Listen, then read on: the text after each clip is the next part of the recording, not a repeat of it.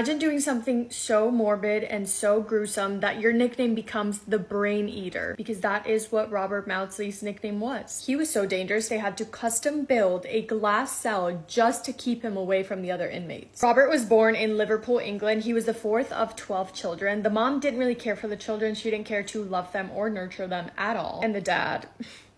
Awful man. He was full of anger, and he just poured all of his anger onto his family, onto all of his children, emotionally, verbally, physically, and the parents were such bad parents that eventually the kids did get taken away from them. They were placed in a Catholic orphanage for years, but somehow they eventually did end up back with their parents, and their situation just got worse. Bad parents, zero love, a lot of neglect. They were struggling financially also. Those kids were treated in very, very cruel ways. And all 12 kids said that the one that was getting the worst treatment, the one who seemed to be the father's biggest target from the moment he was born until his teenage years, was Robert Mousley. When Robert was 16, he runs away to London. He gets to London. He obviously doesn't have a plan. He doesn't have a place to live. He doesn't have any money. He doesn't have anything really at all. To try and support himself, he gets involved in work. He's working in the streets of London, which just ends up leading him down a long, scary path with the wrong people, bad people who never had any good intentions for anyone whatsoever. And obviously none of those people cared about Robert's well-being at all, and they were involved with dangerous people doing dangerous things on the daily. That was his life for the next few years. So far, this entire time on this earth, from the moment he was born until his late teenage years, he had never known love. He didn't know what it felt like to be cared for, to not be in a dark space and in a dark mindset. It got so dark and scary for Robert in his head that he wanted to unalive himself because he didn't see a point in living anymore. And he tried more than once to end it all, and he ended up having to be hospitalized and forced to get psychiatric help. It was when he was going through that treatment, he confided in his doctors, and he told them that he heard voices inside his head. He said the voices would tell him to do a lot of evil things, but they would mainly tell him to kill his parents. And we talk about his childhood and the things he went through and the trauma that it left him with throughout a lot of this video, because it played such a significant role in the way that his brain developed and the psychological and emotional scars and damage it left him with. So Robert tells his doctors this, and I don't know why, instead of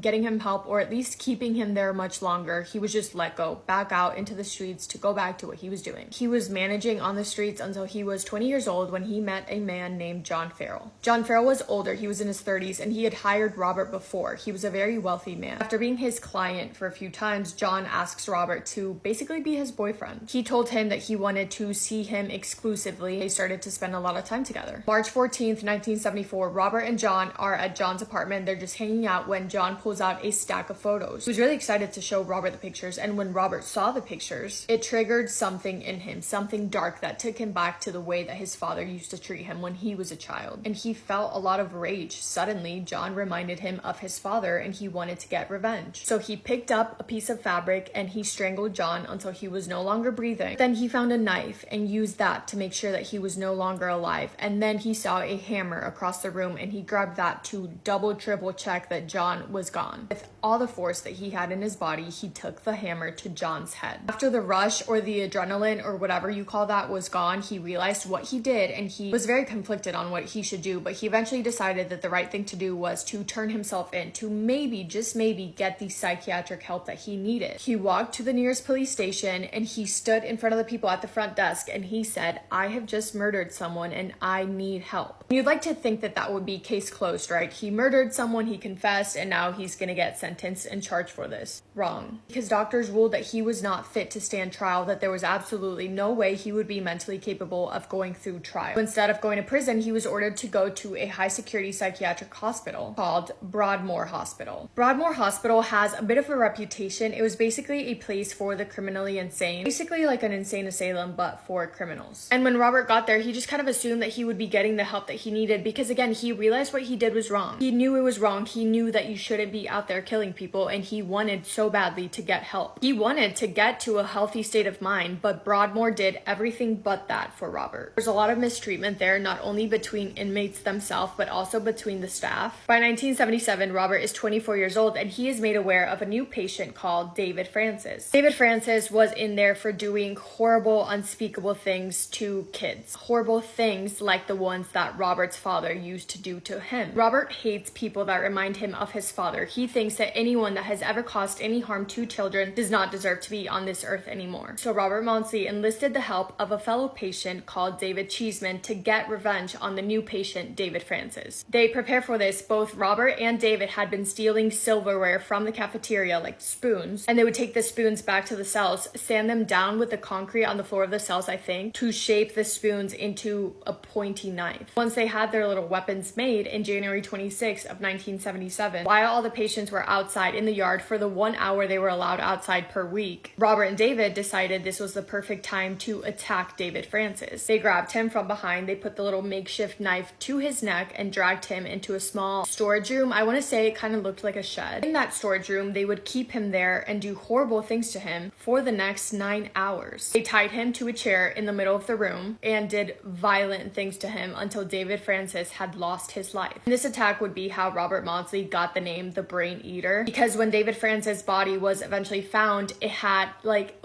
the attack was so bad you could see his brain, and in the brain was a spoon, because remember, their little makeshift weapons were made from a spoon. So when the guards found him, there was a spoon in his brain that was exposed. And that's where the nickname comes from. Just like the last time that he took someone's life, he was extremely cooperative with police. He told them exactly what he did because he knew that it was wrong and he was convicted of that. Now, obviously, they realized he couldn't be trusted to stay in a hospital, so he was sent to Wakefield Prison. That prison also had a reputation. It was often referred to as the Monster Mansion because of the amount of high-profile, dangerous criminals that have been sent in there. The worst of the worst have been in there, really infamous serial killers. And Robert Mousley was a lot of things, but he was never a liar. He could not have been more honest when he was begging the guards and begging anyone with authority to please put him in solitary confinement, because he told them if he did not get the help that he needed, and if he was put anywhere near men that were in prison for doing anything bad to children, he was going to kill again. And sure enough, July 29th of 1978, Robert lured an inmate into his cell. His name was Salney Darwood. Salney walked into his cell, Robert closed the door behind him, and he attacked him with another makeshift weapon that he had made, stabbing him over and over and over and over again. He didn't confess right after this one because he wanted to kill some more. So what he did is he pushed the dead body underneath his bed. He grabbed as many paper towels as he could. He cleaned up all the blood inside his cell, went to the sink, cleaned off his face and everything that had blood all over him. Once he was done with the pretty big cleanup, he just went out to go look for another victim. That is when he saw inmate Robert Williams sleeping in his bed in his own cell. And he just stormed in there again with his makeshift weapon and started stabbing him over and over again until he lost his life. Now, he had been responsible for taking 2 lives that day. Although he did actually have a plan to kill over 7 people, he just killed 2. I guess he was satisfied after taking 2 lives. Robert Mousley now had 4 victims: John Farrell, David Francis, Salney Darwood, and William Roberts. With every single one of his victims, their worst injuries and the parts of their body that were attacked the most are always their heads and their faces. Robert later says that when he would attack them and when he would look at them, he would see his father's face on his victims, which is why he would just kind of like black out and go feral, because he would imagine that he was doing it to his own father. After killing his 4th victim, Robert went up to the officers and he said, quote, "I think you are going to be 2 people short on roll call tonight."